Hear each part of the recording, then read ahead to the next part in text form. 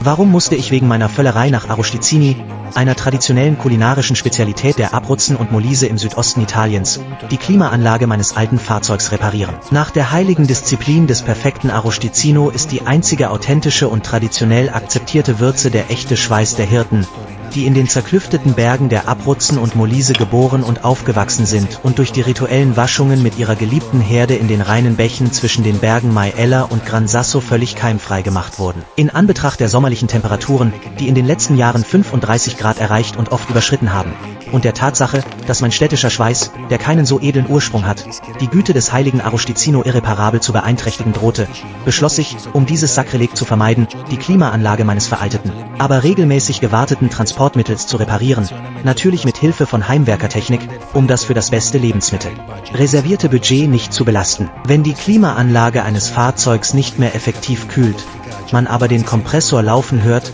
kann es sein, dass sie aufgrund eines Kältemittelverlustes leer läuft.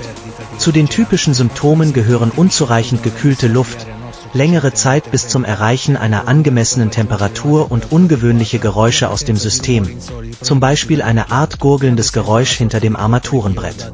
Wenn diese Symptome auftreten, muss das System möglicherweise nachgefüllt oder auf Undichtigkeiten überprüft werden. Je nach Problem gibt es mehrere Do-it-yourself-Lösungen.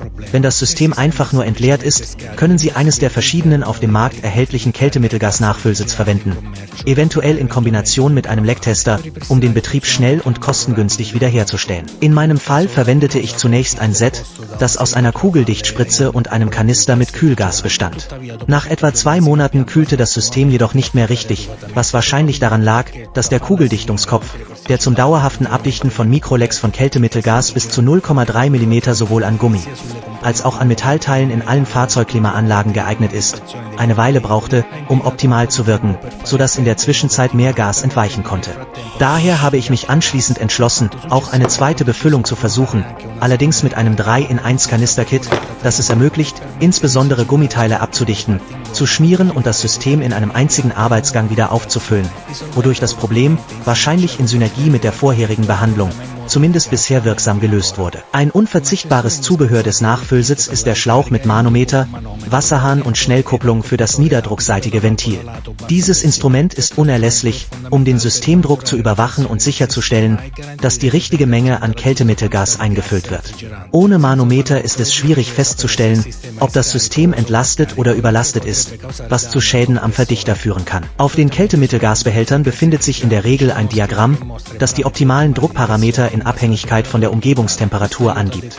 Dies hilft bei der Bestimmung des richtigen Drucks, der im System aufrechterhalten werden muss, da die atmosphärischen Bedingungen den für einen effizienten Betrieb erforderlichen Druck beeinflussen können. Im Grunde ist das Nachfüllen einer Klimaanlage fast so, als würde man einen Reifen mit einem Pannenhilfekanister aufpumpen. Als erstes müssen Sie die Art des verwendeten Kältemittels und die benötigte Menge ermitteln, die in der Regel im Fahrzeughandbuch oder auf einem Etikett in der Motorhaube angegeben sind, und das Ventil auf der Niederdruckseite ausfindig machen, an das Sie das Nachfüllset anschließen müssen. In meinem Fall waren es 700 GR 134a Gas.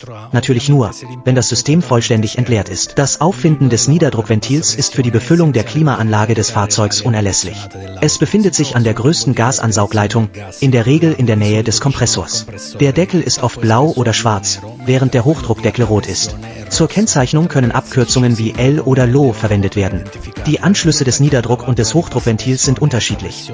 Das Niederdruckventil hat einen größeren Anschluss, während das Hochdruckventil einen kleineren Anschluss hat, um Fehler beim Nachfüllen zu vermeiden. Bevor ich mit den Messungen fortfuhr, fiel mir auf, dass die Thermometer in dem chinesischen Importgeschäft alle unterschiedliche Temperaturen anzeigten, mit Toleranzen von bis zu über 5 Grad Celsius, etwa 9 Grad Fahrenheit. Um sicherzugehen, dass ich zuverlässige Daten hatte, beschloss ich, das Thermometer, das ich genommen hatte, mit dem Thermometer zu vergleichen, das die Außentemperatur des Autos misst. Ich bemerkte einen Anstieg von etwa 3 Grad Celsius, etwa 5 Grad Fahrenheit, und werde diese Abweichung bei künftigen Messungen im Hinterkopf behalten.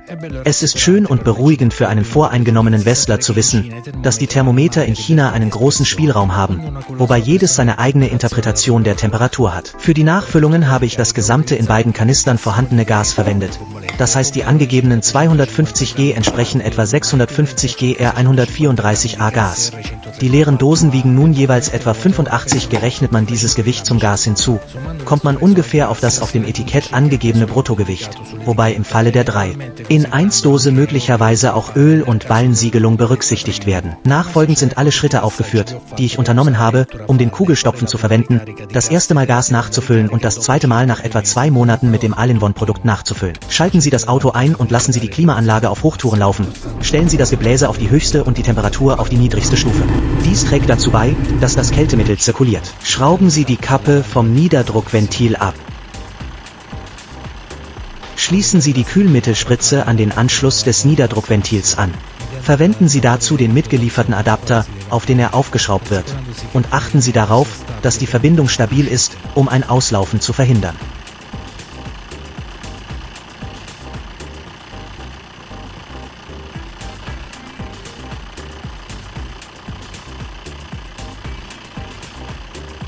Drücken Sie die Spritze langsam zusammen und halten Sie sie dabei fest, um die gesamte kugelhärtende Flüssigkeit wie vorgeschrieben in das System zu injizieren. Lassen Sie die Klimaanlage mindestens 10 bis 15 Minuten lang eingeschaltet, damit die Dichtungsflüssigkeit gut zirkulieren und eventuelle Lecks erreichen und abdichten kann. Prüfen Sie den aktuellen Druck in der Klimaanlage mit einem Manometer. Bei einer Umgebungstemperatur von etwa 25 Grad Celsius, ca. 77 Grad Fahrenheit, sollte der ideale Druck im Niederdruckbereich etwa 4 bis 1 bar, ca. 35 bis 45 Psi, betragen. Sobald das Ballendichtmittel eingespritzt ist, ziehen Sie die Spritze ab und schrauben Sie die Kappe wieder auf das Niederdruckventil.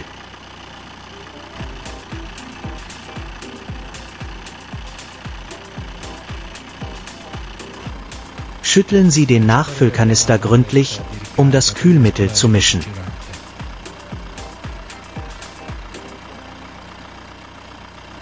Schrauben Sie den Schlauch auf den Kanister und achten Sie dabei darauf, dass der Hahn vollständig aufgeschraubt ist, das heißt der innere Stift vollständig zurückgezogen ist.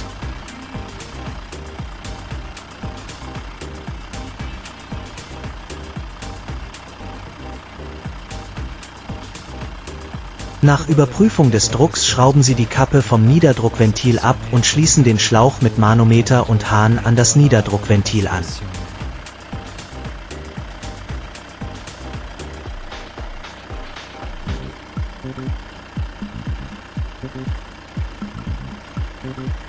Drehen Sie nun den Kanisterhahn ganz hinein und dann etwa eine halbe Umdrehung heraus, damit das Gas in das System strömen kann. Da es sich nicht um professionelle Produkte handelt, kann dieser Vorgang einige kleine und allmähliche Anpassungen erfordern, um den richtigen Punkt der Öffnung des Hahns zu finden, der den korrekten Durchfluss von Gas aus der Flasche in das System ermöglicht.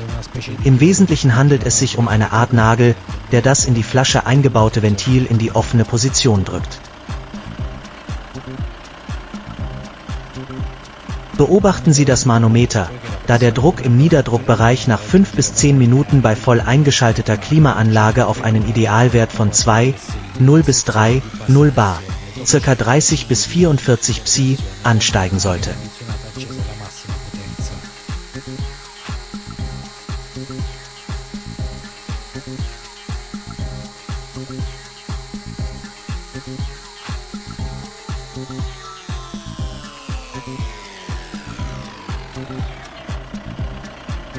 Wenn Sie den gesamten Hahn abschrauben, schließt sich das Kanisterventil. Wenn Sie sicher sind, dass das Nachfüllen erfolgt ist, ziehen Sie den Schlauch vom Niederdruckventil ab, wobei Sie darauf achten müssen, dass kein Gas entweicht, und schrauben Sie den Deckel wieder auf das Ventil. Überprüfen Sie nach dem Aufladen die Temperatur der Luft, die aus den Lüftungsöffnungen des Fahrzeugs austritt, um sicherzustellen, dass das System ordnungsgemäß funktioniert. In meinem Fall, bei etwa 28 Grad Außentemperatur, beträgt die Temperatur an der Düse etwa 5 Grad, wobei, wie bereits erwähnt, das Thermometer etwa 3 Grad zu niedrig ist. Die Klimaanlage funktioniert also einwandfrei und liegt im typischen Bereich von 4 bis 10 Grad, 39 bis 50 Grad Fahrenheit, oder 20 Grad, 36 Grad Fahrenheit, unter der Außentemperatur. Unglücklicherweise bemerkte ich etwa 2 Monate nach dem ersten Nachfüllen von R134a Gas in die Klimaanlage des Fahrzeugs, dass die Anlage nicht mehr wie zuvor funktionierte. Die Klimaanlage kühlte nicht mehr ausreichend, was mich zu der Annahme veranlasste, dass eine zweite Nachfüllung die Effizienz der Klimaanlage weiter hätte verbessern können. Dieses Mal habe ich mich für ein 3-in-1-Produkt entschieden, das sehr praktisch ist, weil es nicht nur das Kältemittelgas, sondern auch einen Ballendichter und ein Öl für die Klimaanlage enthält. Diese Lösung hat mehrere Vorteile. Der Ballendichter hilft, kleine Lecks in Gummiteilen abzudichten, während das Öl die Dichtungen und Systemkomponenten in gutem Zustand hält und die Lebensdauer des Systems verlängert. Bei der Verwendung des 3-in-1-Kits bin ich ähnlich vorgegangen wie beim ersten Nachfüllen mit der reinen Benzindose.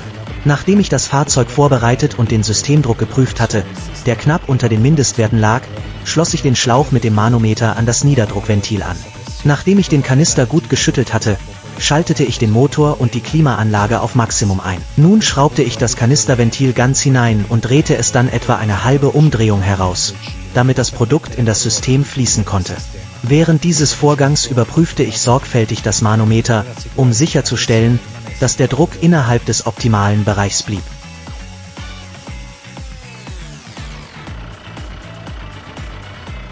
Nachdem ich das 3-in-1-Produkt nachgefüllt hatte, bemerkte ich sofort eine Verbesserung der Klimaanlagenfunktion.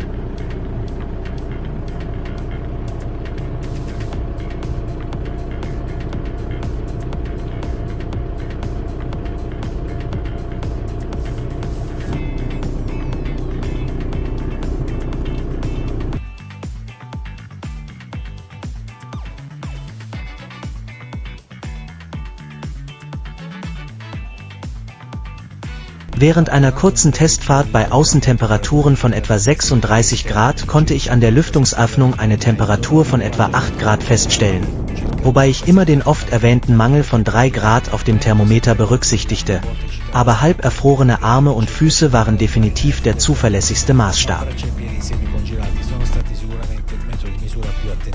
Natürlich ist es immer eine gute Idee, den Betrieb der Klimaanlage in den folgenden Tagen zu überwachen, um ihre langfristige Wirksamkeit zu beurteilen. Zusammenfassend lässt sich sagen, dass, wenn man handwerklich begabt ist und die hohen Kosten für die Reparatur einer Klimaanlage, selbst bei einem alten Auto, in Betracht zieht, es eine gute Idee sein könnte, die eine oder andere Methode zum Abdichten der Anlage oder zum einfachen Aufladen zu versuchen. Wenn Sie natürlich sofort bemerken, dass das System völlig entleert ist, mit sehr niedrigem Druck, und wenn das System nach jedem Nachfüllen in weniger als einem Monat völlig leer ist, ist es wahrscheinlich sinnlos, darauf zu bestehen.